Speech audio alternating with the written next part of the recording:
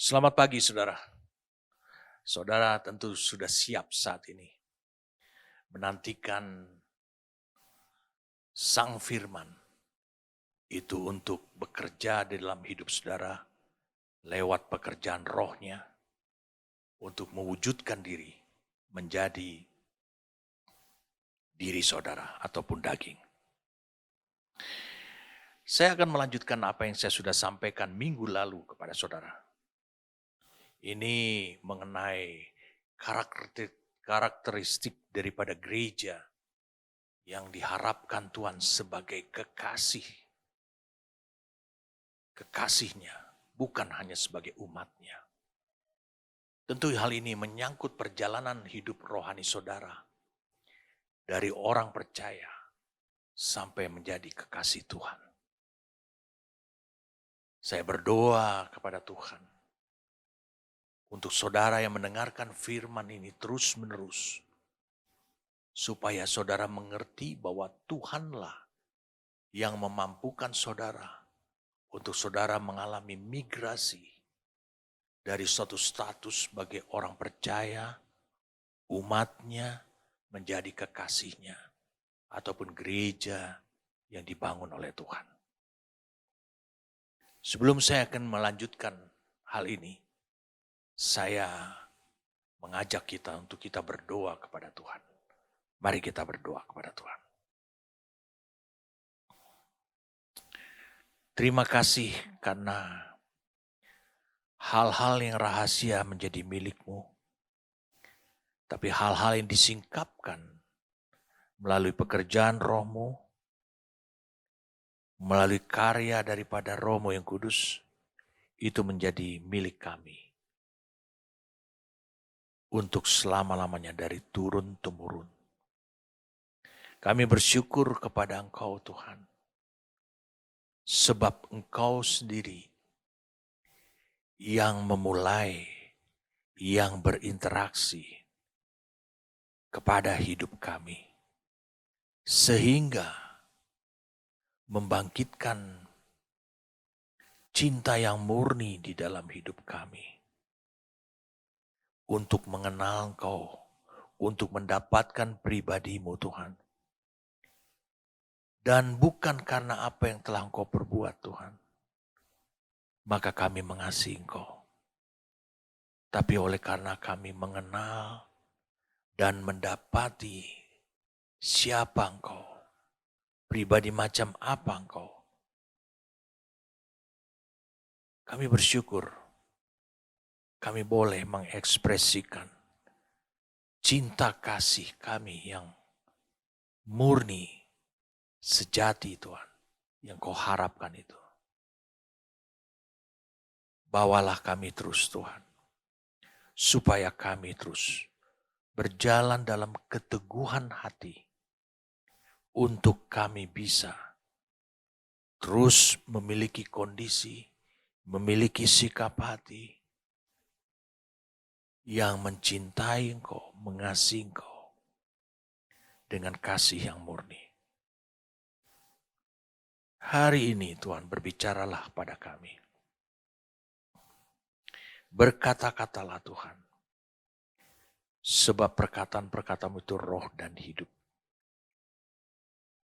Yang akan membangkitkan gairah kepada kami. Semakin mengasihi Engkau Tuhan. Berbicaralah Tuhan tanpa batas. Demi nama Tuhan kami Yesus Kristus. Amin. Minggu lalu saya sampaikan kepada saudara mulai dari Kidung 2 ayat 14. Ini menggambarkan karakteristik daripada gereja yang diharapkan Tuhan. Gereja yang disebut sebagai kekasih Tuhan. Yaitu dari ayat 14 kita baca, walaupun kita akan membahasnya mulai dari ayat 15 dan seterusnya. Merpatiku di celah-celah batu, di persembunyian lereng-lereng gunung, perlihatkanlah wajahmu, perdengarkanlah suaramu, sebab merdu suaramu dan elok wajahmu. Bagaimana di pandangan Tuhan bahwa gereja itu elok di pandangan Tuhan. Karena Tuhanlah yang mendandani saudara. Dari waktu ke waktu, Tuhan yang mendandani saudara. Berarti Tuhan memiliki cara, Tuhan memiliki jalan, Tuhan memiliki bahan-bahan untuk bisa mendandani saudara sehingga saudara elok dalam pandangannya, menurut pandangannya.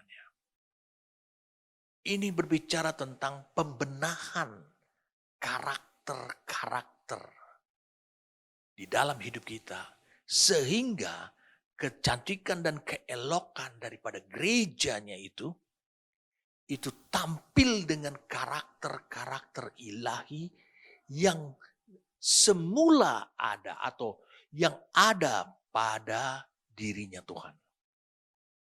Mari saja kita untuk membuka dulu Efesus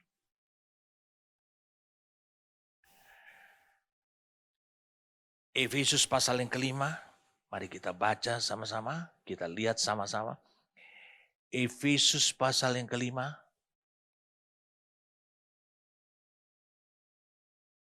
Ayat 25. Hai suami, ini berbicara tentang suami adalah Tuhan. Kasihilah istrimu sebagaimana Kristus telah mengasihi jemaat dan telah menyerahkan dirinya baginya untuk menguduskannya.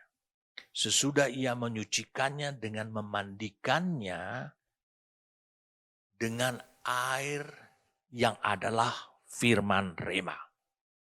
Saya pikir kita tidak harus menurut terjemahan Alkitab, Lembaga Alkitab Indonesia ini. Supaya dikatakan dengan demikian ia menempatkan jemaat di hadapan dirinya, di hadapan Tuhan sendiri. Dengan cemerlang, tanpa cacat atau kerut atau yang serupa itu. Tetapi supaya jemaat kudus dan tidak bercela. Tuhan yang harus mendandani.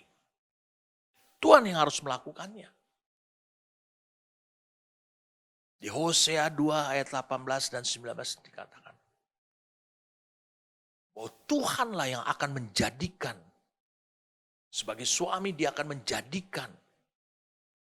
menjadikan hidup gerejanya itu sebagai istri. Istri yang menurut dia cantik. Istri yang menurut dia sepadan. Istri yang menurut dia berkualitas. Memiliki karakteristik yang seperti yang dibutuhkan Tuhan sebagai seorang istri. Saya ajak saudara untuk bisa melihat lagi. Supaya saudara mengerti bagaimana Allah bekerja dalam hidup saudara sampai hari ini. Saya katakan sampai hari ini. Pada hidup saudara. Untuk menjadikan saudara sebagai istri ataupun kekasihnya Tuhan. Matius pasal yang ke-6. Matius pasal yang ke-6.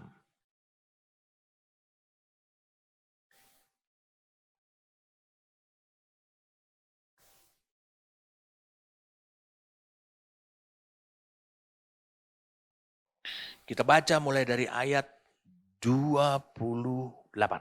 Dan mengapa kamu khawatir akan pakaian? Pakaian itu akan memberikan keindahan pada hidup kita, pada diri kita. Perhatikanlah bunga bagong di ladang yang tumbuh tanpa bekerja dan tanpa memintal. Memintal bunganya. Menenun bunganya. Namun aku berkata kepadamu, Salomo dalam segala kemegahannya pun tidak berpakaian seindah salah satu dari bunga itu. Ini berbicara tentang pakaian. Pakaian itu memberikan nilai pada diri saudara. Jadi dikatakan ayat 30, jika demikian Allah mendandani rumput di ladang. Dia bilang rumput saja di ladang. Yang hari ini ada dan besok dibuang dan dalam api, tidakkah ia akan terlebih lagi mendandani kamu sebagai bunga bakung?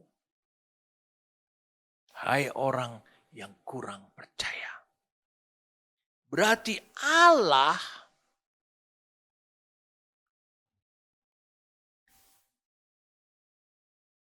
yang bisa mendandani saudara.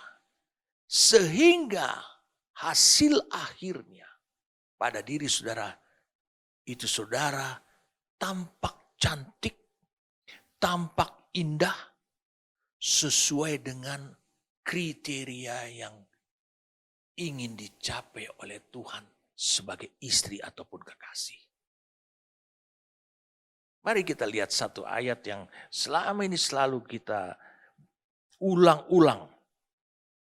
Roma 9 ayat 25.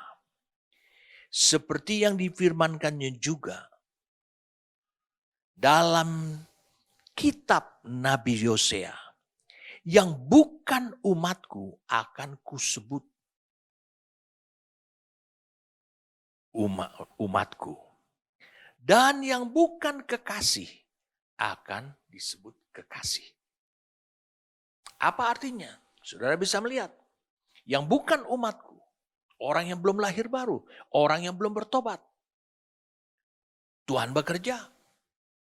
Dikatakan bahwa keselamatan itu lewat iman, itu adalah anugerah Allah. Allah anugerahkan. Ketika engkau percaya meresponnya, maka engkau akan disebut umat Tuhan.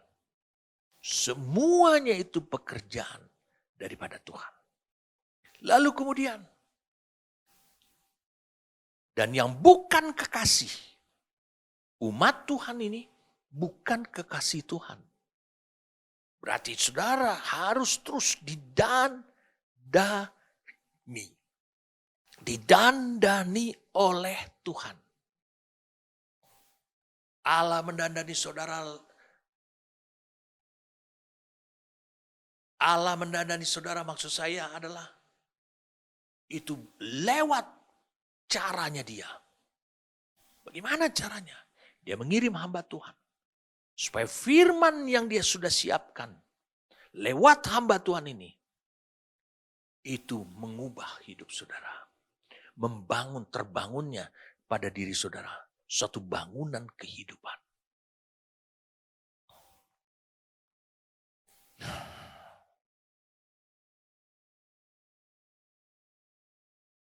Saudara harus bisa pahami. Itu niatan hati Tuhan.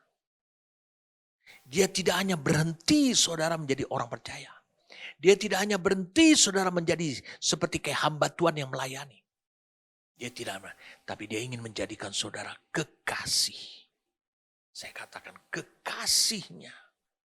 Bahkan di Efesus dikatakan menjadi istrinya. Istri tunangannya. Dan yang akhirnya menjadi istri yang seutuhnya bagi dirinya.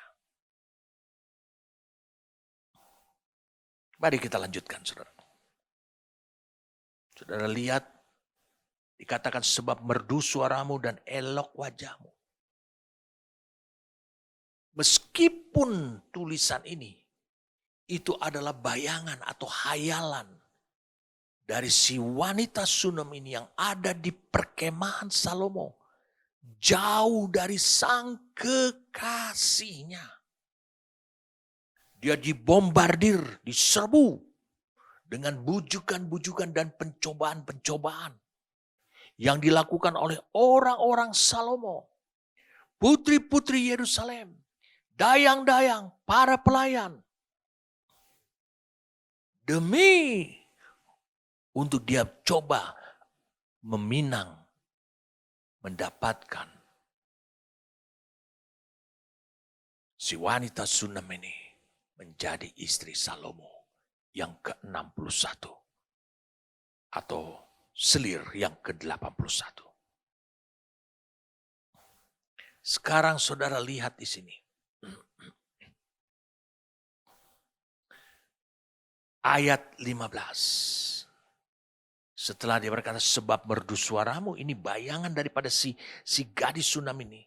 Dia tahu bahwa sekekasihnya akan berkata seperti itu. Bukan hanya wajahnya yang dikatakan elok, tapi suara daripada si wanita sunam ini. Itu adalah bayangan, hayalan si wanita sunam ini. Saudara bisa lihat, bukankah doa dan penyembahanmu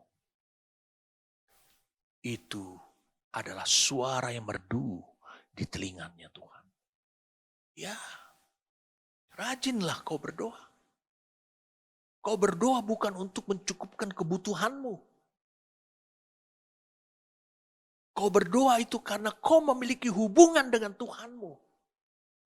Bukan hubungan sebagai bapa dan anak. Bukan hubungan antara Tuhan dan hamba. Tapi antara dua kekasih. Saudara bisa bayangkan. Seandainya saudara memiliki kekasih di masa pacaran. Saudara gak pernah mendengar suaranya sang kekasih. Apakah hatimu bisa bergetar? Saudara berpikir kita membutuhkan hanya suara Tuhan yang menggetarkan hati kita? Tidak. Ayat ini memperdengar, ayat ini menunjukkan pada kita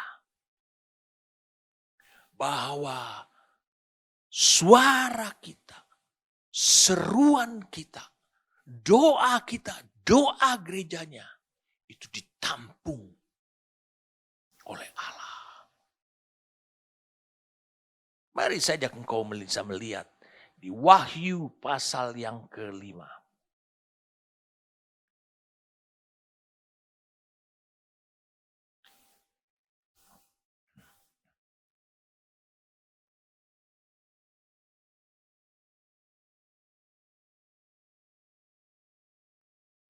Wahyu pasal 5.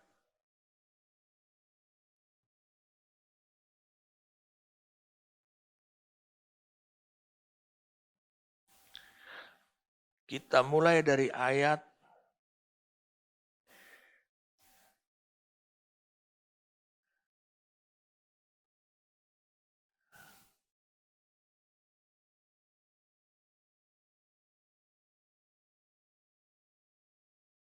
kita ambil aja.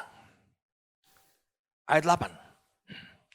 Ketika ia mengambil gulungan kitab itu, tersungkurlah keempat makhluk dan ke-24 tua-tua itu di hadapan anak domba itu. Ini yang saudara nikahi sebagai gerejanya. Masing-masing memegang satu kecapi dan satu cawan emas penuh dengan kemenyan. Itulah doa orang-orang kudus.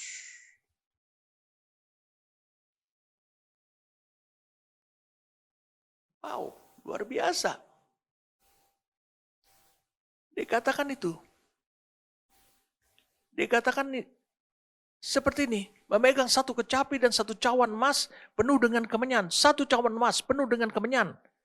Itu, kemenyan itu untuk penyembahan. Itulah doa orang-orang kudus. Mari kita lihat lagi. Wahyu 8 ayat 3. Maka datanglah seorang malaikat lain dan ia pergi berdiri dekat mesbah dengan sebuah pedupaan emas. Dan kepadanya diberikan banyak kemenyan untuk dipersembahkannya bersama-sama dengan doa semua orang kudus di atas mesbah emas di hadapan tahta itu. Ini tahta Allah.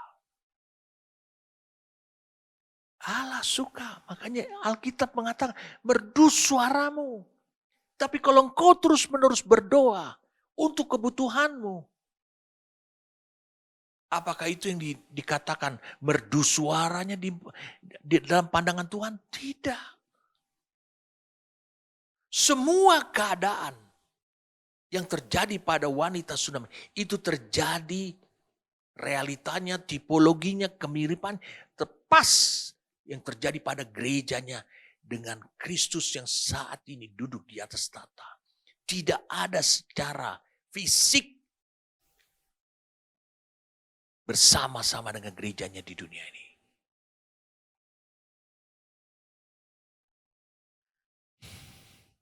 Kita lanjut lagi. Ayat yang keempat. Lalu malaikat itu mengambil pedupaan itu dan mengisi dengan api dan mesbah dan melemparkannya ke bumi. Maka meledaklah bunyi guruh disertai halilintar dan gempa bumi. Saudara bisa lihat. Doamu itu tidak pernah sia-sia. Penyembahanmu itu tidak pernah sia-sia. Kau harus bergairah.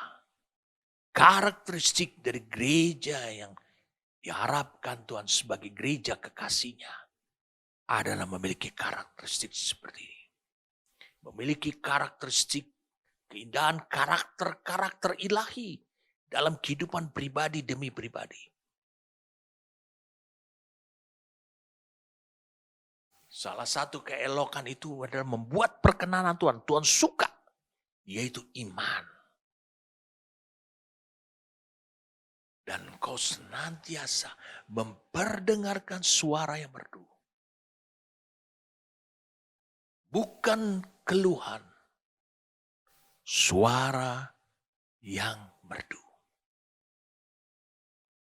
Nah, saudara bisa lihat sekarang. Bagaimana saudara mengetahui sekarang Tuhan tuh mendandani saudara seperti itu. Padahal Kidung Agung 2 ayat 14 ini berbicara tentang si wanita Sunamita sedang menghayal, membayangkan. Dia tidak terlalu tahu di mana sang kekasih itu ada. Tapi sekarang dia berada di perkemahan daripada Raja Salomo. Dia sedang dibujuk. Ini suatu peperangan rohani buat dia. Tapi tetap pikirannya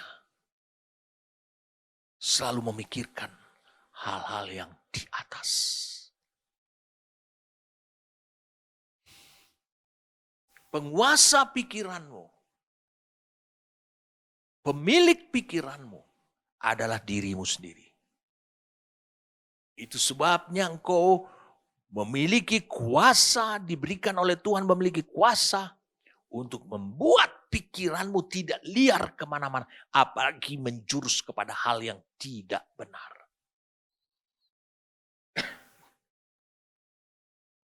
Jadi engkau harus tahu bahwa Allah mau membenahi hidupmu, mendandani hidupmu.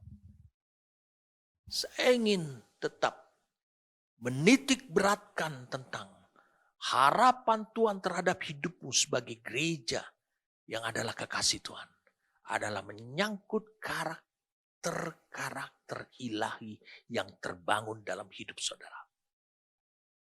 Bukan ingin membangun kemampuan saudara untuk melayani. Bukan. Potensi saudara untuk melayani. Bukan. Tapi karakter ilahi. Mari kita lanjutkan lagi dengan ayat yang ke-15. Tangkaplah bagi kami rubah-rubah itu. Rubah-rubah kecil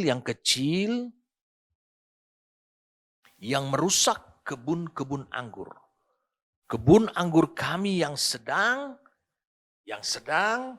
berbunga. Ini memang betul, ini sedang berbunga karena baru saja pergantian musim. Ini musim yang baru, ini hari yang baru. Di sini dikatakan adalah tangkaplah bagi kami rubah-rubah. Rubah-rubah ini sejenis serigala tapi tidak terlalu ganas. Dia sering mengganggu domba tetapi dia tidak pernah menerkam domba. Dan apa dikatakan tangkaplah rubah-rubah ini. Ini suatu hal yang perlu saudara perhatikan. Apa seruan daripada, apa kerinduan daripada, teriakan daripada si gadis Sunam ini. Tangkaplah bagi kami rubah-rubah itu. Rubah-rubah yang kecil dikatakan. Yang merusak kebun-kebun anggur. kebun anggur kami yang sedang berbunga. Kita harus paham, rubah-rubah ini tidak memakan bunga anggur, tetapi buahnya saja. Saya ulangi, memakan buah anggur, bukan bunga anggur. Bukankah ini menunjukkan bahwa ini adalah musim yang mulai terjadi peralihan kepada musim baru, hari yang baru, harapan yang baru? Nah, di sini saudara bisa menemukan seruan daripada si gadis ini. Adalah dia katakan, tangkaplah rubah-rubah. Saudara, mengapa dia berseru seperti itu? Mengapa dia berseru? Jangan sampai pokok kebun anggur itu dirusak. Kalau engkau lihat di Kejadian, di Kidung Agung 1. Kidung Agung 1 ayat yang ke-6. Mari kita lihat sekarang Kidung Agung 1 ayat yang ke-6. Janganlah kamu perhatikan bahwa aku hitam. Ini si wanita Sunamnya ini hitam. Karena terik matahari dan membakar aku. Oh, kenapa? Apa pekerjaannya dia? Sebelum dia berada di pendoponya atau di kemahnya Salomo. Putra-putra ibuku marah kepadaku. Aku dijadikan mereka oleh putra-putra ibuku. Ini saudara-saudaranya. Satu ibu. Penjaga kebun-kebun anggur. Kebun anggurku sendiri tak kujaga. Dia bertugas, dipaksa melewat kemarahan saudara-saudaranya untuk menjaga, mengurusi kebun anggur milik daripada saudara-saudaranya. Saudara sekarang sudah menangkap sesuatu. Oh, saudara-saudaranya ini turut membangun karakter pada wanita Sunam ini. Perempuan tidak boleh malas. Gereja tidak boleh malas. Gereja tidak boleh cepat patah semangat. Itu sebabnya warna yang menunjukkan bahwa warna hitam, warna kulit hitam yang tampil di dalam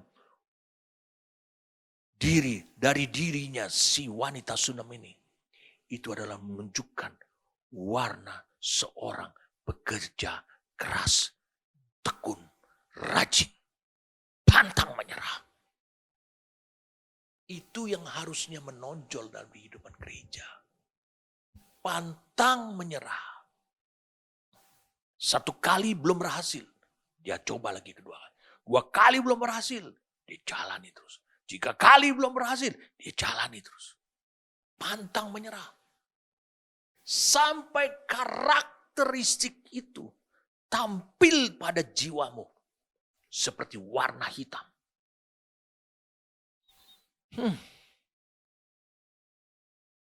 Indah sekali apa yang Tuhan mau lakukan.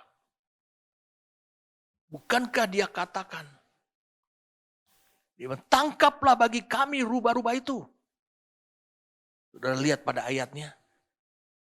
Kidung 2 ayat 15. Dan saudara tahu kenapa dia berseru tangkaplah rubah-rubah itu.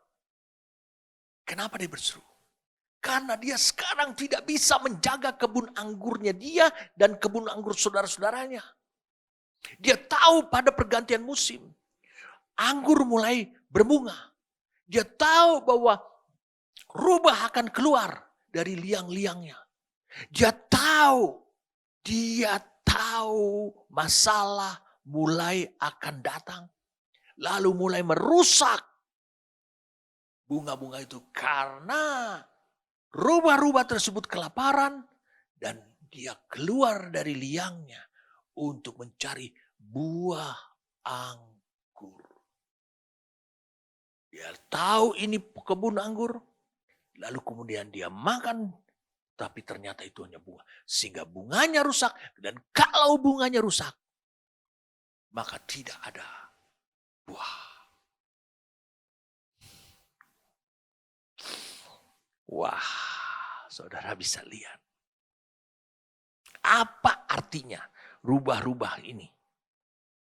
Ini suatu ungkapan si gadis. Ini suatu ekspresi daripada si gadis. Menunjukkan dia semakin akurat.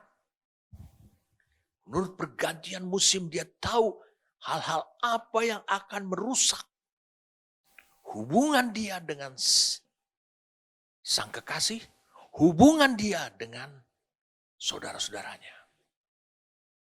Terutama dalam hal kepercayaan. Dengarkan saya. Kalau begitu rubah-rubah ini yang tidak memakan bunga tapi merusak. Karena yang dia cari adalah buahnya, tapi belum berbuah. Mendekatilah. Jadi saudara lihat, ini berbicara rubah-rubah ini adalah hal-hal yang kecil. Perkara-perkara yang kecil, lihat. Tetapi bisa menggagalkan kerja keras saudara selama ini. Atau upaya saudara. Ataupun apa yang sudah terbangun pada hidup saudara. Itu bisa. Hal-hal yang kecil ini, perkara-perkara kecil ini nampaknya kecil. Itu bisa merusak seluruh kesaksian hidup saudara. Yakni kepercayaan orang lain, kepercayaan Tuhan akan tanggung jawab yang diberikan kepada saudara. Hanya karena engkau tidak antisipasi akan munculnya perkara-perkara kecil ini. Rubah yang kecil.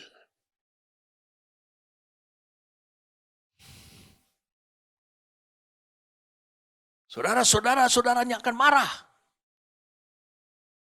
Kalau rubah-rubah yang selama ini tidak pernah merusak kebun anggur milik saudaranya itu, saudara-saudaranya itu. Karena dia ada si wanita yang menjaganya. Tapi sekarang, ini aku ada di tempat lain, bukan di kebun anggur milik saudara-saudaraku. Bahkan bukan di kebun anggur saudara milikku sendiri.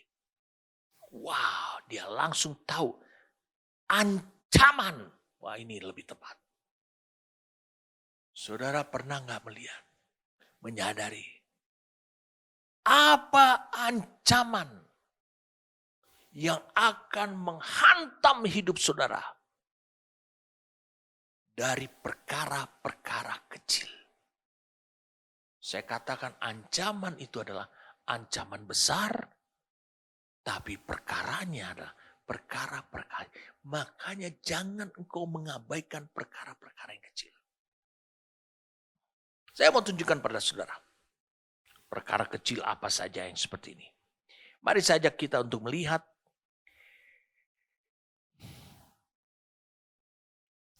1 Korintus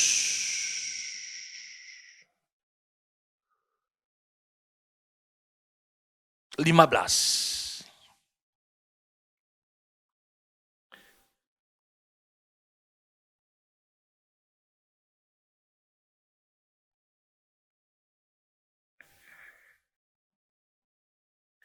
Satu Korintus 15 ayat 33. Jangan kamu sesat atau jangan kamu tertipu.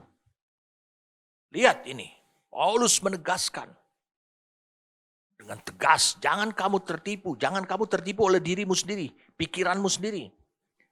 Pergaulan yang buruk merusakkan kebiasaan yang baik. Semua pergaulan yang buruk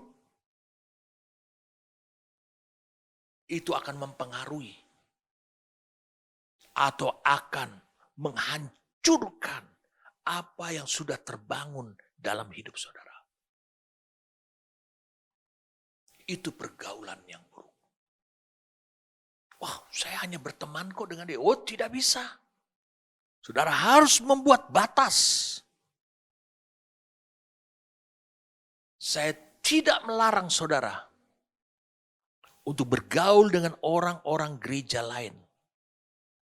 Tetapi engkau harus tahu ada banyak prinsip-prinsip kebenaran. Saya ulang, ada banyak prinsip-prinsip kebenaran yang berbeda antara saudara dengan orang percaya yang lain. Jangan kau kira ini yang dimaksudkan adalah kau bergaul dengan orang pemabuk. Bukan, itu jelas, itu terang benderang. Bedanya antara putih dan hitam. Tetapi kadangkala engkau tidak pernah menyadari. Ketika seseorang di jemaat kami bersama dengan gereja lain melangsungkan pernikahannya dia dengan pola cara yang benar untuk menjawab kebutuhan Tuhan. Apa yang terjadi kemudian? Yang terjadi kemudian adalah banyak orang, saudara bisa lihat, di dalam gereja resah.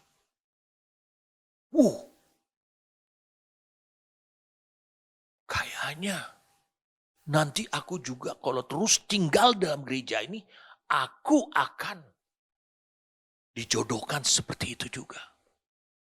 Pernikahan itu adalah hak saudara. Tetapi lihat, Tuhan menyodorkan pada hidup saudara. Apakah pernikahanmu itu adalah untuk menjawab kebutuhanmu secara pribadi? Atau maukah engkau lewat pernikahanmu, engkau menjawab kebutuhan Tuhan? Ini penting saudara. Manakala saya dapati jemaat yang bergaul dengan orang-orang gereja lain.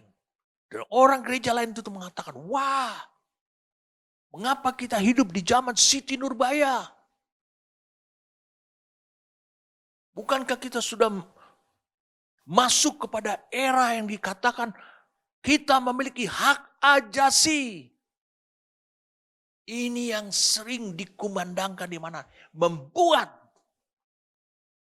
ada orang-orang, saya katakan ada orang-orang yang akhirnya meninggalkan gereja tersebut. Ya, saudara, lihat. Rubah-rubah kecil ternyata mempengaruhi karakter hidup saudara. Dari mana dia bisa? Melewat pergaulan. Dia bergaul dengan orang gereja lain. Dan dia menemukan bahwa di gereja sendiri ini ada kesalahan. Ada pengekangan. Mari kita lihat sama-sama. 1 Korintus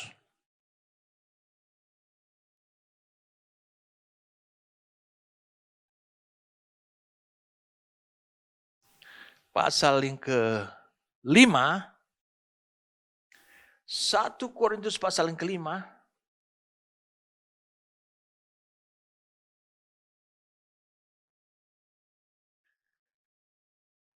Oh maaf saudara, bukan. Sebaiknya kita mulai dengan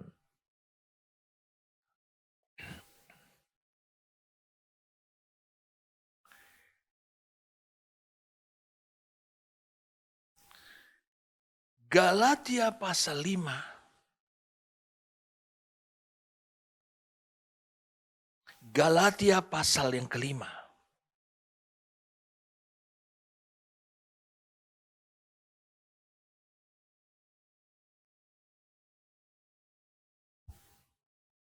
Ini prinsip apa yang ditulis oleh Rasul Paulus. Galatia 5 ayat 9. Sedikit ragi sudah mengkamirkan seluruh adonan. Adonan itu belum tujuan akhir. Jadi sedikit saja ragi. Wah, dia penetrasi. Sedikit rubah-rubah kecil di Kidung Agung ini, dua ini, itu dikatakan itu perkara-perkara kecil. Itu merusak. Dan bahkan akhirnya menggagalkan tujuan akhir Tuhan dalam hidup saudara. Wah, sedemikian mengerikannya hal seperti ini. Ini apa? Ini apa? Ingat, topik kita adalah, walaupun kita berikan Hawa terakhir, itu adalah berbicara.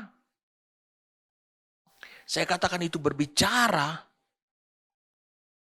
Mari kita lihat sama-sama. Yang mirip dengan ini.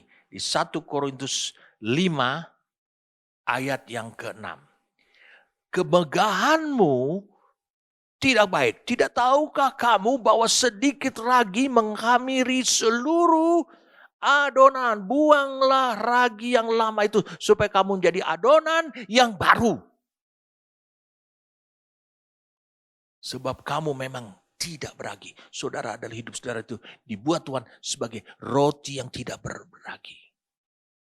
Sebab anak domba Paskah kita juga telah disembelih, yaitu Kristus, yang dimakannya dengan roti yang tidak beragi. Wah. Saudara bisa lihat ancaman yang besar dari perkara-perkara yang kecil. Loh, kenapa sampai sedemikian fatal hal seperti ini? Saudara lihat.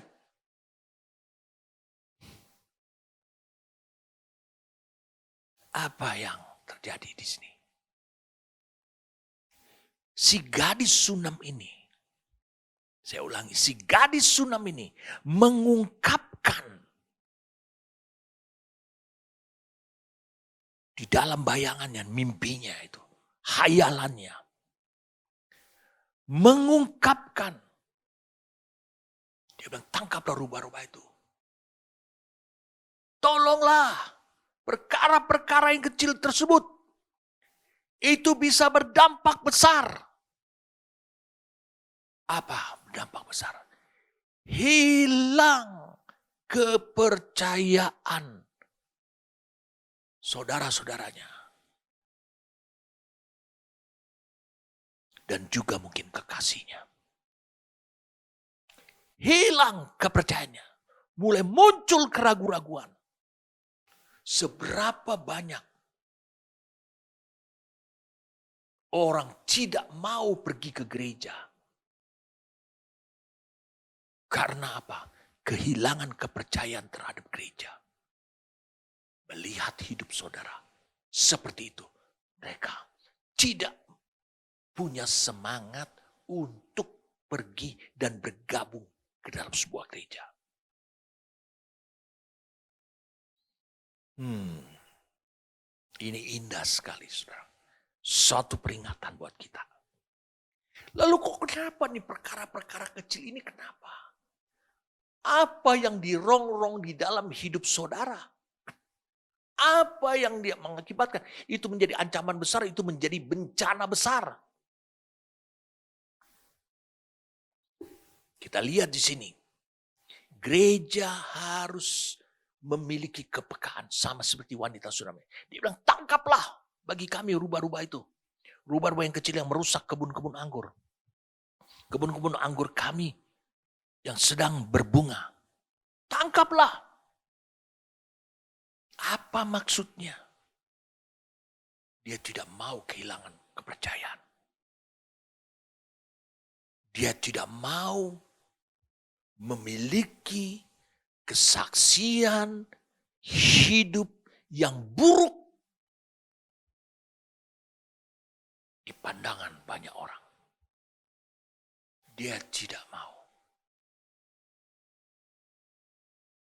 Dia mau menginginkan bahwa orang melihat warna kulit yang menonjol dari kehidupan wanita Sunam ini. Dari kehidupan gerejanya wanita adalah hitam. Menunjukkan dia pekerja keras, yang bertanggung jawab, yang menjaga dan mengurusi apa yang dipercayakan kepada dirinya. Seharusnya gereja seperti itu. Jadi gereja tidak terpanggil untuk mendapatkan banyak orang. Ribuan orang, puluhan ribu orang. Bersyukurlah kalau memang ada puluhan ribu orang datang. Bergabung bersama saudara. Tetapi di sini saya mau supaya saudara bisa memahami apa yang disebut dengan perkara-perkara kecil yang bisa merupakan bencana besar dalam hidup saudara. Apa itu perkara-perkara kecil itu? Yang bisa merusak seluruhnya. Kalau engkau ingat ayat ini yang saya pernah bahas juga dulu beberapa tahun yang silam. Matius pasal yang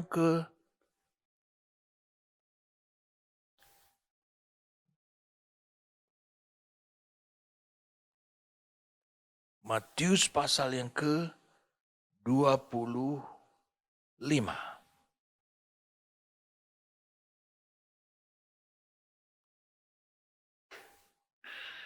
Mulai dari ayat yang ke-14.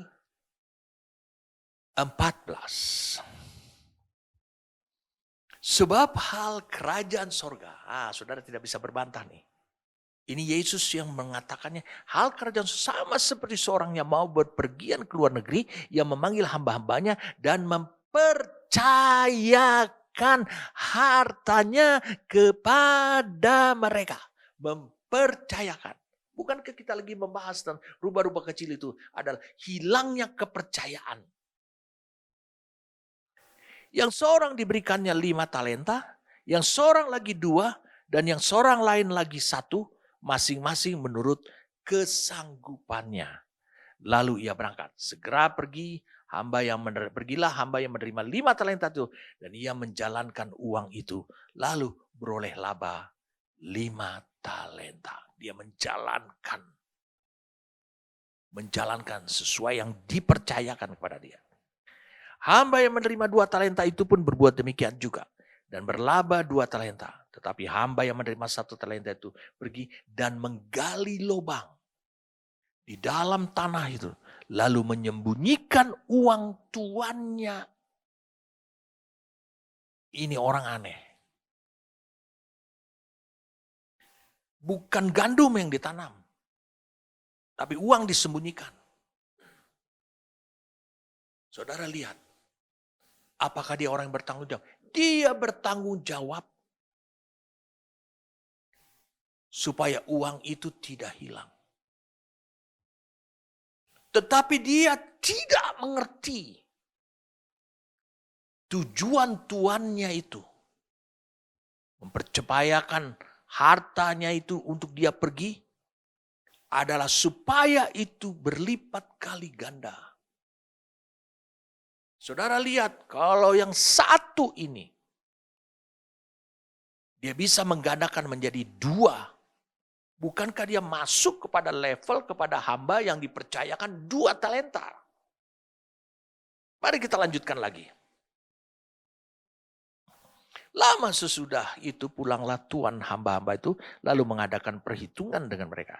Hamba yang menerima 5 talenta itu datang dan membawa laba 5 talenta. Katanya, Tuhan, 5 talenta Tuhan percayakan kepadaku. Lihat, aku telah beroleh laba 5 talenta. Maka kata tuannya itu kepadanya, baik sekali perbuatanmu itu. Hai hambaku yang baik dan setia.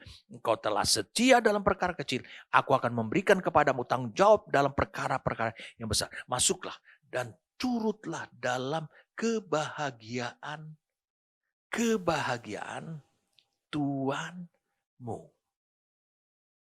Dikatakan dalam kebahagiaan Tuhanmu. Saya ingin supaya saudara bisa melihat ini perumpamaan tentang kerajaan surga. Dia bilang, baiklah engkau dalam kebahagiaan. Ini digunakan kata kara. Arti kata bukan kebahagiaan, sukacita. Maka seperti Roma 14 ayat 17 dikatakan sebab kerajaan Allah bukanlah soal makanan dan minuman, tetapi soal kebenaran, perkara kebenaran, damai sejahtera, sukacita oleh Roh Kudus. Saudara bisa nangkap sekarang apa yang dimaksudkan di dalam Matius 25 ini. Apa yang dimaksudkan di sini? Mari kita lanjutkan lagi. Kita bahas nanti kebahagiaan Tuhan ini. Lalu datanglah hamba yang menerima 2 talenta itu, katanya, Tuhan 2 talenta Tuhan percayakan kepadaku dan aku telah beroleh laba 2 talenta. Maka kata tuannya itu lagi sekali lagi sama, baik sekali perbuatanmu itu, hai hambaku yang baik dan setia. Engkau telah setia memikul tanggung jawab dalam perkara yang kecil. Memikul tanggung jawab. Aku akan memberikan kepadamu tanggung jawab dalam perkara besar. Masuklah dan turutlah dalam kebahagiaan kara Tuhanmu. Ini adalah sukacita oleh Roh Kudus sebagai produk daripada kerajaan sorga. Apa artinya kerajaan sorga itu? Artinya kerajaan sorga itu pada hidup saudara sebagai gerejanya adalah pemerintah Allah memerintah di dalam batinmu sehingga engkau tidak pernah mengalami keraguan-raguan ataupun pertentangan dari dalam dirimu terhadap jalan Tuhan, hukum Tuhan, perintah Tuhan, keinginan Tuhan. Wah, saudara sudah semua sampai nih. Apa ini rubah-rubah yang bisa merusak dan membuat sebuah bencana yang besar pada hidup saudara. Kini datanglah juga hamba yang menerima 1 talenta dan berkata, Tuhan, aku tahu bahwa Tuhan adalah manusia yang kejam. Salah pandang. Yang menuai di tempat di mana Tuhan tidak menabur dan yang memungut dari tempat di mana Tuhan tidak menanam. Karena itu aku takut dan pergi menyembunyikan talenta Tuhan itu di dalam tanah. Ini terimalah kepunyaan Tuhan.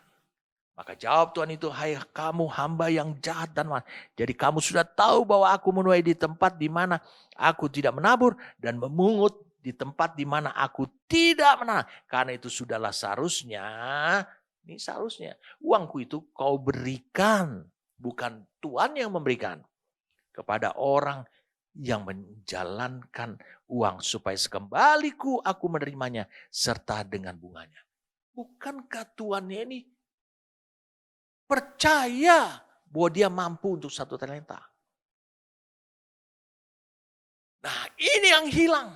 Sebab itu ambillah talenta itu daripadanya dan berikanlah kepada orang yang mempunyai 10 talenta itu. Karena setiap orang yang mempunyai kepadanya akan diberi sehingga ia berkelimpahan. Tetapi siapa yang tidak mempunyai apapun juga yang ada padanya akan diambil daripada.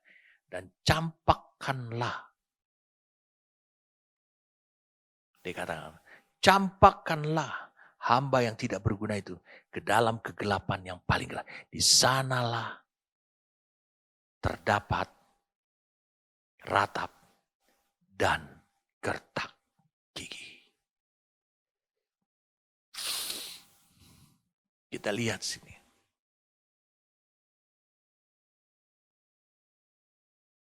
Matius 25 ayat 23. Atau ayat sebelumnya juga. Maka kata tuannya itu kepada, baik sekali perbuatanmu itu, hai hambaku yang baik dan setia. Tuannya ini berbicara tentang karakter. Tuhan ini tidak berbicara tentang kemampuan untuk menggandakan talenta. Tapi berbicara tentang karakter. Inilah yang bisa mengganggu dan menghancurkan lewat rubah-rubah kecil itu. Dikatakan kau telah setia memikul tanggung jawab dalam perkara yang kecil. Aku akan memberikan kepadamu tanggung jawab dalam perkara yang besar. Saudara harus bisa paham. Kepercayaan Tuhan itu hanya diukur lewat karakter ilahi yang ada pada hidup saudara. Tetapi gereja mempercayakan pelayanan, tanggung jawab kepada orang yang minus karakter ilahi.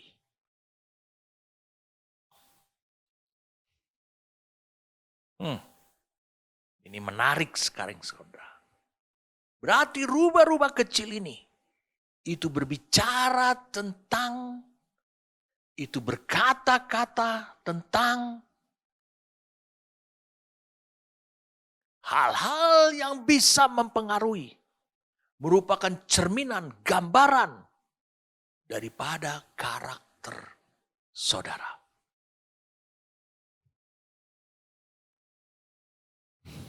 Kita lihat apa yang dikatakan dalam Kidung 2.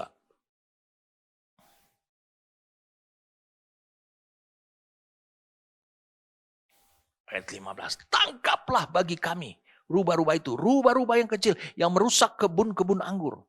Kebun anggur kami yang sedang berbunga, dia tahu pada saat yang sama.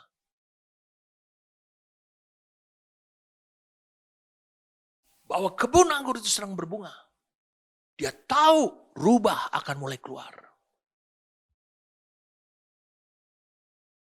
Saya mau berkata pada saudaraku, jangan saudara merasa dan salah memperhitungkan atau memperkirakan bahwa hal-hal yang besar saudara rasa, saudara hadir dalam tempat ibadah, tidak pernah absen, saudara merasa bahwa itu mempengaruhi banyak kepada kehidupan rohani saudara. Bukan. Itu hanya bisa dilihat oleh gembala gereja, pelayan gereja, pengerja daerah di gereja terhadap hidup saudara. Tetapi saudara lihat, wanita Sunam ini menggambarkan gereja Tuhan. Kekasihnya menggambarkan adalah Tuhan sebagai gembala. Lihat penilaiannya sangat berbeda. Justru hal-hal yang kecil, karakter-karakter seperti itu bisa menghancurkan seluruh karakter dalam hidup saudara. Jadi saudara lihat di sini Matius 25 ini, lihat apa yang dikatakan Tuhannya ini. Ini adalah ekspresi dari karakter yang sebenarnya yang terbangun pada diri hamba yang dipercayakan 5, hamba yang dipercayakan 2, dan hamba yang dipercayakan 1 talenta tersebut. Ini bukan berbicara tentang kemampuan saudara, tapi berbicara tentang karakter yang ada pada hidup saudara.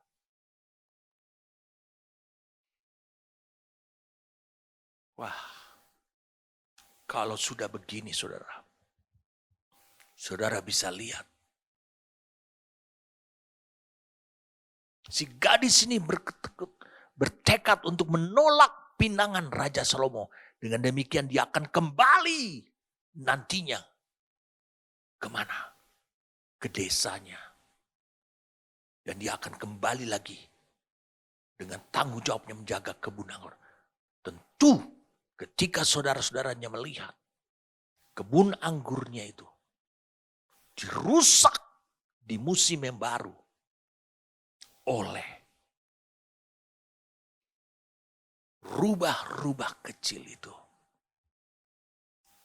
Wow, saudara bisa lihat apa yang akan dilakukan saudara-saudaranya itu. Pertama, kepercayaan saudara-saudara itu luntur.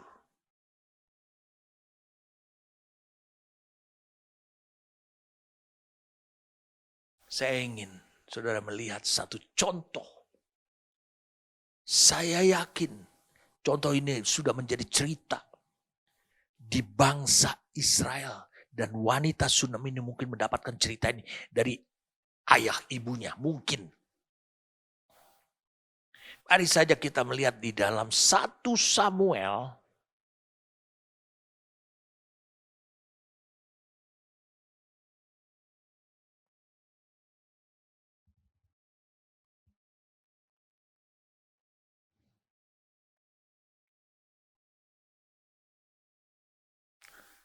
Satu Samuel.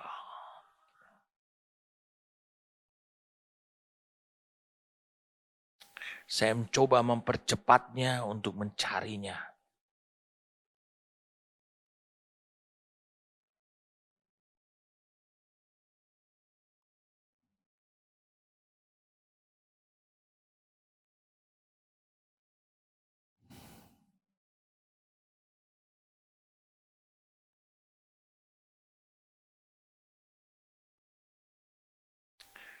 Saya coba, ini penting sekali tentang Daud. Luar biasa Daud ini. Kita lihat 1 Samuel pasal yang ke-17.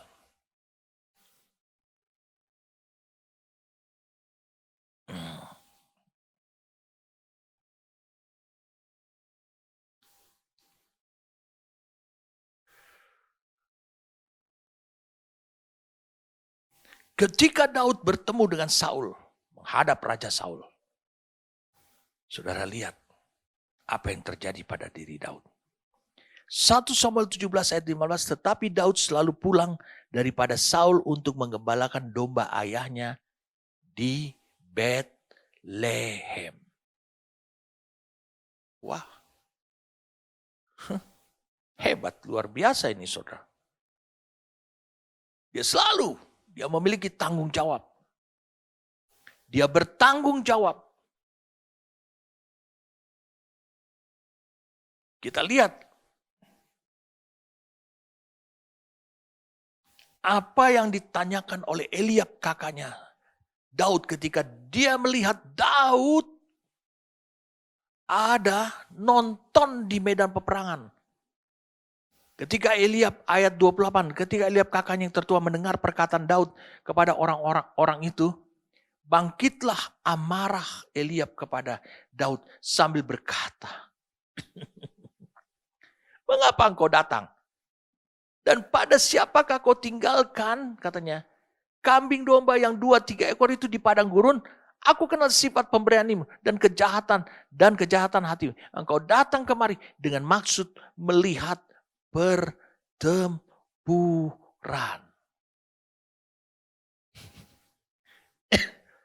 Oh sorry. Kau datang ke sini untuk melihat pertempuran. Tapi jawab Daud, apa yang telah kubuat? Hanyalah bertanya. Lalu ia berpalinglah ia dan padanya kepada orang lain. Menanyakan yang sama. Dan rakyat memberi jawab kepadanya. Terdengarlah perkataan yang diucapkan oleh Dan. Lalu diberitahukannya kepada Saul. Dan Saul menyuruh memanggil. Nah Saul mulai manggil dia. Lihat saudaraku. Daud menunjukkan kepada Saul tentang tanggung jawabnya dia terhadap domba-domba. Dia katakan gini kepada Saul.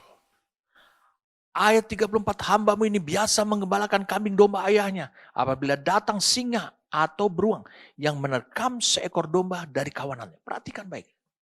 Apabila ada, dia bilang hambamu ini biasa menggembalakan kambing domba ayahnya. Mirip kayak wanita Sunam. Hambamu ini, aku si gadis Sunam ini terbiasa mengurusi kebun anggur. Kidung Agung 1 ayat 6 ya.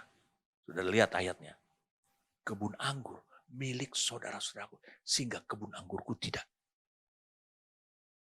terurus. Kemudian dikatakan lagi oleh Daud. Maka aku mengejarnya, menghajarnya dan melepaskan domba itu dari mulutnya. Kemudian apabila berdiri menyerang aku, maka aku menangkap janggutnya. Lalu menghajarnya dan membunuhnya. Wow. Dia bertanggung jawab terhadap satu nyawa daripada domba itu. Baik singa maupun beruang telah dihajar oleh hamba ini. Dan orang Filistin yang tidak bersunat itu, ia akan sama seperti salah satu daripada binatang itu. Karena ia telah mencemooh barisan daripada Allah yang hidup. Lanjut saudara. Pula kata Daud. Tuhan yang telah melepaskan aku dari cakar singa dan dari cakar beruang. Dia juga akan melepaskan aku dari tangan orang Filistin itu. Kata Saul kepada Daud. Pergilah, Tuhan menyertai kau. Mari kita lihat ketika dia pamit.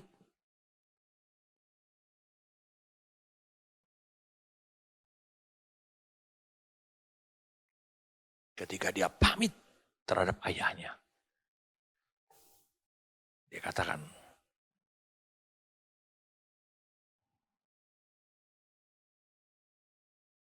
sorry saudara. Mulai dari ayat pasal 16.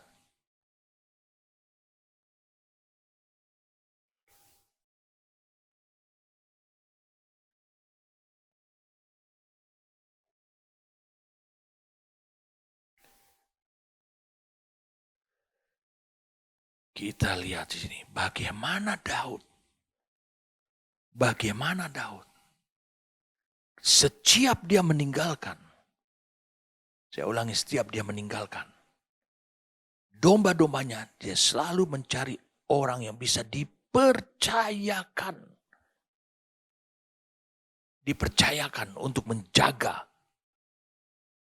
kawanan domba itu. Lihat karakternya Daud. Dia seorang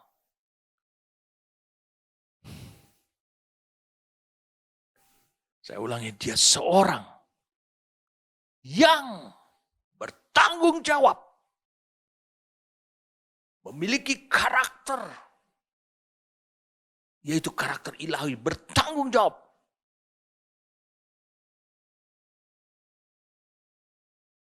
Selalu ingin tuntas dalam pekerjaan. Lihat, meskipun dia anak terbungsu. Tapi saudara bisa lihat. Dia tetap bertanggung jawab. Lihat apa yang dia lakukan. Apa yang dia inikan. Di 1 Samuel 17 ayat yang ke-20. Ketika dia pergi ke medan perang. Bukan menghadapi singa dan beruang. Tapi mau menghadapi orang Filistin yang tidak bersunat itu. Yang itu bernama Goliat. Daud bangun pagi-pagi dikatakan oleh Alkitab ayat 20. Ditinggalkannya kambing dombanya pada seorang penjaga. Lalu mengangkat muatan. Dan pergi seperti yang diperintahkan Isai kepadanya. Sampai dia ke perkemahan. Ketika tentara keluar untuk mengatur barisannya. Dan mengangkat sorak perang. Lihat karakter Daud. Ini yang menyukakan hatinya Tuhan. Ketika dia pergi dengan keberanian Tuhan. Tapi dia tidak membiarkan kambing domba miliknya Isai itu dicabik-cabik oleh singa dan beruang yang akan datang mendatangi karena dia tahu tanpa sang gembala Bukankah ini juga spirit yang dialami, spirit yang terbangun pada wanita Sunam itu. Dia jauh di tempat yang berbeda, jauh dari kebun anggur. Saya katakan jauh dari kebun anggur. Yang harusnya dia bertanggung jawab. Dipercayakan oleh saudara-saudaranya. Dipaksa oleh saudara-saudaranya. Sehingga terlihatlah karakter ilahi yang dimiliki si wanita Sunam ini. Tampil pada warna kulitnya yang hitam. Namun seperti Daud maju ke medan perang. Berarti kambing domba ditinggal. Dia tidak tinggal. Dia cari penjaga. Mempercayakannya. Ini tidak mudah saudaraku. Mencari Daud, mencari penjaga yang kalau singa beruang datang. Padahal penjaganya itu bukan pemilik daripada domba. Mungkin mirip seperti orang upahan yang dikatakan oleh Yesus di dalam Yohanes pasal ke-10. Mari kita lihat. Ayat 12, sedangkan seorang upahan yang bukan gembala, bukan pemilik. Dan yang bukan pemilik domba-domba itu sendiri, ketika melihat serigala datang, meninggalkan domba itu, lalu lari sehingga serigala itu menerkam dan mencerai-beraikan domba-domba itu. Selama Daud ada di medan perang, membegal, memenggal kepala Goliat, dan mengakibatkan kemenangan bagi seluruh Israel. Sampai malam. Saudara bisa lihat itu. Kambing dombanya aman. Berarti penjaga. Berarti Daud dalam memilih siapa yang akan menjaga itu. Dia akan memilih seorang penjaga. Yang memiliki spirit. Bahwa itu adalah domba-domba. Miliknya dia juga. Miliknya para penjaga itu. Spirit ini penting. Sehingga penjaga yang demikian teruji dan terbukti taruhan nyawa demi melaksanakan tanggung jawab.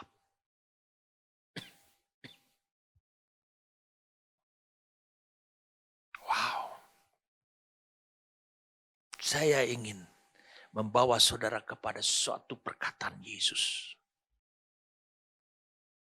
Lihat apa yang dilakukan oleh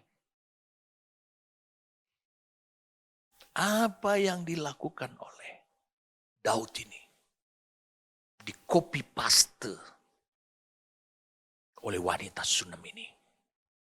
Mungkin mereka berbeda satu generasi, tapi dari mulut ke mulut dia tahu. Dan orang Israel mencatat itu sebagai suatu peristiwa yang luar biasa. Ini luar biasa. Saya mau tunjukin pada saudara. Mengapa saya bisa katakan perkara-perkara kecil seperti itu bisa menjadi bencana besar buat hidup saudara. Seberapa banyak di antara saudara selesai beribadah, saudara peduli melihat ke bawah dan melihat ada bekas bungkus kotoran yang lain dan saudara mengambilnya. Lalu membuangnya di tempat sampah. Lihat perkara kecil. Tapi tidakkah engkau sadari bahwa ini adalah ancaman besar yang bisa menjadi bencana besar bagi hidupmu. Saya mengajak engkau melihat apa yang dilakukan Daud. Spirit apa yang dimiliki oleh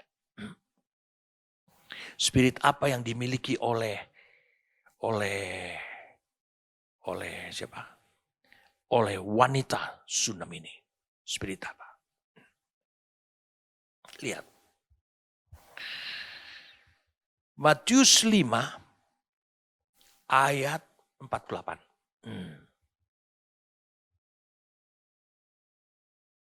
Lihat. Karena itu haruslah kamu sempurna sama seperti Bapamu yang di sorga adalah sempurna. Dia adalah Bapa. Bapa di sorga itu Bapa buat hidup kita. Karena itu haruslah kamu sempurna sama seperti Bapamu yang di sorga adalah sempurna. Banyak orang salah menafsirkan ayat ini. Dia mengatakan ini berbicara tentang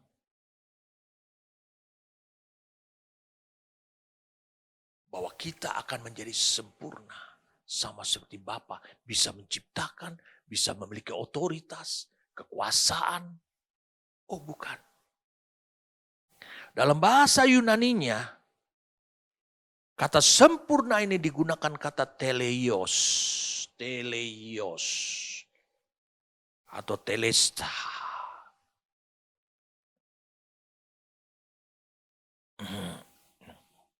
Telios. Dari kata telos juga bisa, saudara. Dari kata telos. Apa artinya sempurna di sini?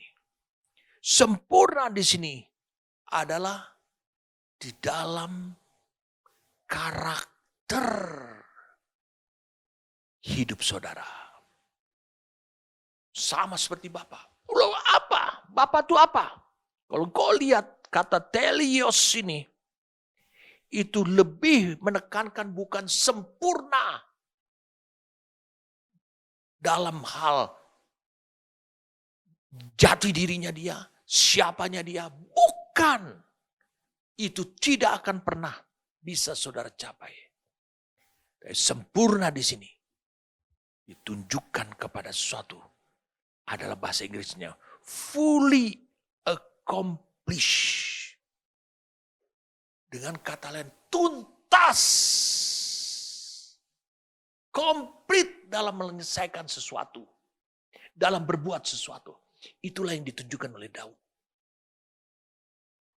Itulah meskipun seperti kayak dalam penjara si wanita Sunam ini. Jauh dari tanggung jawabnya. Tapi dia terus bertanggung jawab.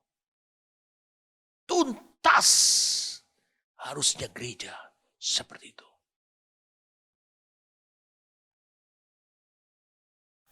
Galatia 3 ayat 3 mengatakan, adakah kamu sebodoh itu? Kamu telah memulai dalam roh, mengakhiri dalam daging. Itu tidak tuntas. Memulai dalam roh, harus mengakhiri dalam spiritual juga. Itulah karakter yang terbangun dalam hidup saudara.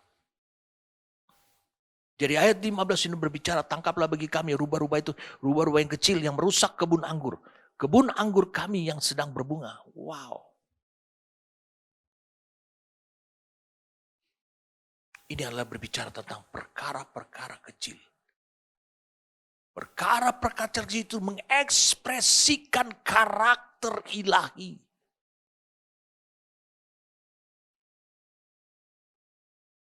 Jikalau saudara tidak setia itu menunjukkan kehancuran, kerusakan daripada karakter ilahi.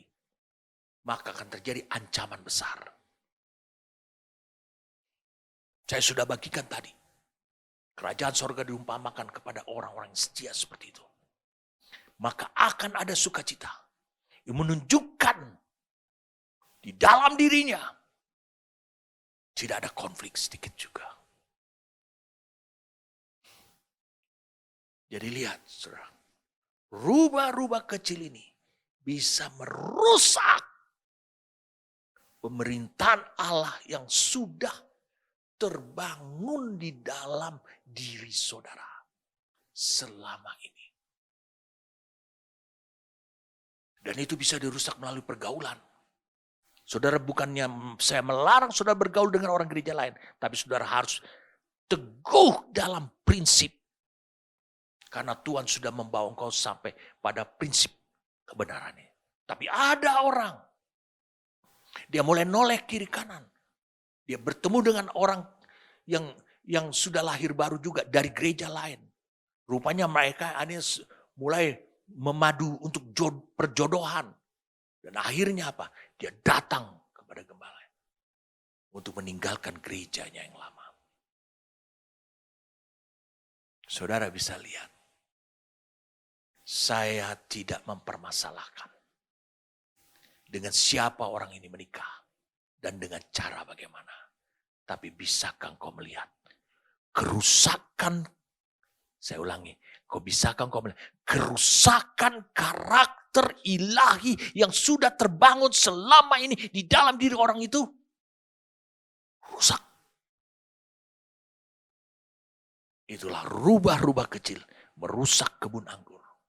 Sebab jika tidak ada bunga karena rusak, maka tidak ada buah. Jika tidak ada buah, maka tidak bisa ditanam lagi yang lain. Tidak ada masa depan. Jadi orang banyak menyelesaikan keinginan kebutuhannya, tapi dia sudah mati dari rencana Allah atas hidupnya. Saya berdoa supaya saudara peka. Rubah-rubah kecil itu mengganyang, menggerasak, ingin menghancurkan kehidupan saudara sebagai gereja Tuhan, yaitu kekasih Tuhan. Amin. Kami bersyukur padamu Tuhan.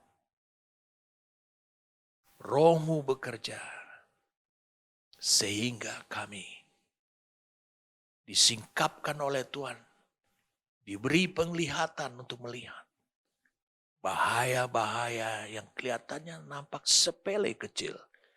Tapi itu adalah ancaman besar yang bisa menjadi bencana besar. Makasih kau singkapkan ini. Karena memang demikianlah. Kau berbaik hati ingin mendandani kami sebagai kekasih-Mu Tuhan. Kami bersyukur untuk pekerjaan Roh-Mu. Terima kasih untuk firman-Mu. Demi nama Tuhan kami Yesus Kristus. Amin.